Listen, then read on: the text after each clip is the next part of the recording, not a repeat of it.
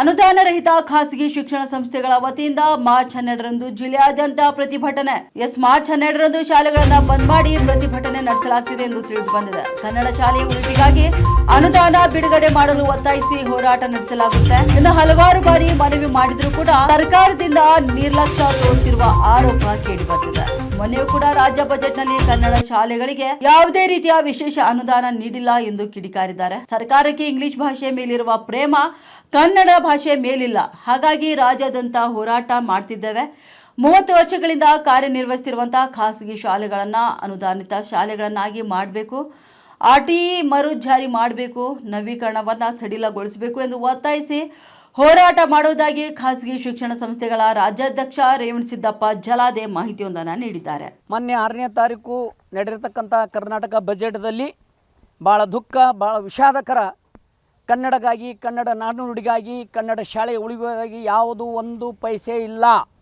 ಆದರೆ ಸರ್ಕಾರ ಇಂಗ್ಲೀಷ್ ಭಾಷೆಯನ್ನು, ಇಂಗ್ಲೀಷ್ ಶಾಲೆಗಳನ್ನು ಪೋಷಣೆ ಮಾಡೋಕ್ಕೆ ಅದನ್ನು ಬೆಳೆಸಲಿಕ್ಕೆ ಸುಮಾರು 3,900 ಕೋಟಿಗಳನ್ನು ಇಟ್ಟು ಕನ್ನಡ ಶಾಲೆಗಳಿಗೆ ಘೋರ ಅನ್ಯಾಯ ಮಾಡಿದೆ. ಇದನ್ನು ವಿರೋಧಿಸಿ ಕನ್ನಡ ಶಾಲೆಗಳನ್ನು ಉಳಿಸಿ, ಕರ್ನಾಟಕ ಉಳಿಸಿ ಅಂತಕ್ಕಂಥ ಘೋಷಣೆಯೊಂದಿಗೆ ಬರ್ತಕ್ಕಂಥ 12 ಮಾರ್ಚರಂದು ಇಡೀ ಬೀದರ್ದಿಂದ ಚಾಮರಾಜನಗರವರೆಗೆ ಎಲ್ಲ ಶಾಲಾ ಕಾಲೇಜುಗಳನ್ನು ಬಂದ್ ಮಾಡಿ ನಮ್ಮ ಮನವಿಯನ್ನು ಮುಖ್ಯಮಂತ್ರಿಗೆ ನಾವು ಸಲ್ಲಿಸಲಿದ್ದೇವೆ.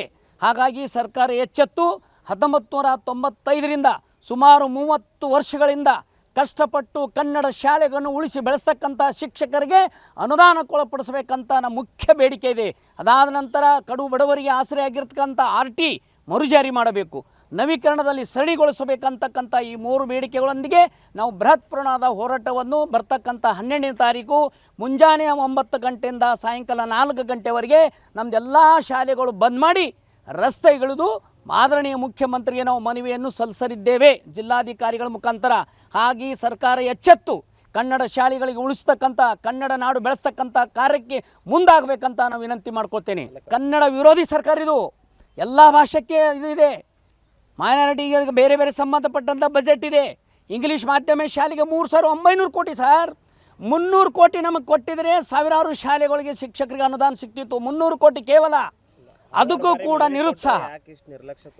ಸರ್ಕಾರ ಕನ್ನಡ ವಿರೋಧಿ ಇದೆ, ಉದ್ದೇಶ ಇದೆ. ಅದು ಕನ್ನಡ ಶಾಲೆಗಳು ಪೂರ್ಣ ಸಮಾಪ್ತಿ ಮಾಡಬೇಕು, ಈ ಉದ್ದೇಶ ಇದೆ ಸರ್ಕಾರಕ್ಕೆ. ಯಾವ ಮಂತ್ರಿಗಳು, ಅನೇಕ ಶಿಕ್ಷಣ ಸಚಿವರು ಸಾಕಷ್ಟು ಬಾರಿ ಹೇಳಿದ್ದಾರೆ, ಸದನದಲ್ಲಿ ಹೇಳಿದ್ದಾರೆ, ನಾವು ಅನುದಾನ ಕೊಡ್ತೀವಿ ನಿಮಗೆ 2005ವರೆಗೆ ಕೊಡ್ತೀವಿ ಅಂತೇಳಿ. ಮಾನ್ಯ ಶ್ರೀ ವಿಧಾನ ಪರಿಷತ್ ಸದಸ್ಯರು ಈ ಪ್ರಶ್ನೆ ಕೇಳಿದಾಗ ಶಿಕ್ಷಣ ಸಚಿವರು ಹೇಳಿದ್ದಾರೆ, ಅನೇಕ ಕಾರ್ಯಕ್ರಮಗಳು ಹೇಳಿದ್ದಾರೆ. ಸುಮಾರು 1 ತಿಂಗಳ ಕೆಳಗಡೆ ನಾವು ಭೇಟಿಯಾದಂಥ ಸಂದರ್ಭ ಮುಖ್ಯಮಂತ್ರಿ ಕೂಡ ಹೇಳಿದ್ದಾರೆ, ನಾನು ಮಧು ಬಂಗಾರ ಕರೆಸ್ಕೋತೀನಿ, ಅನುದಾನ ಕೊಡ್ತೀನಿ ಅಂತ. ಆದರೆ ಇದ್ದಕ್ಕಿದ್ದಾಗೆ ಕನ್ನಡ ಶಾಲೆಗಳಿಗೆ ಅನುದಾನ ಬಗ್ಗೆ ಎಳ್ಳಷ್ಟು ಅನುದಾನ ಇಲ್ಲ. ಇದು ಬಹಳ ಖೇದಕರ, ಇದು ಖಂಡನೀಯ. 12ನೇ ತಾರೀಕು ರಾಜ್ಯ ಮಟ್ಟದ ಹೋರಾಟ.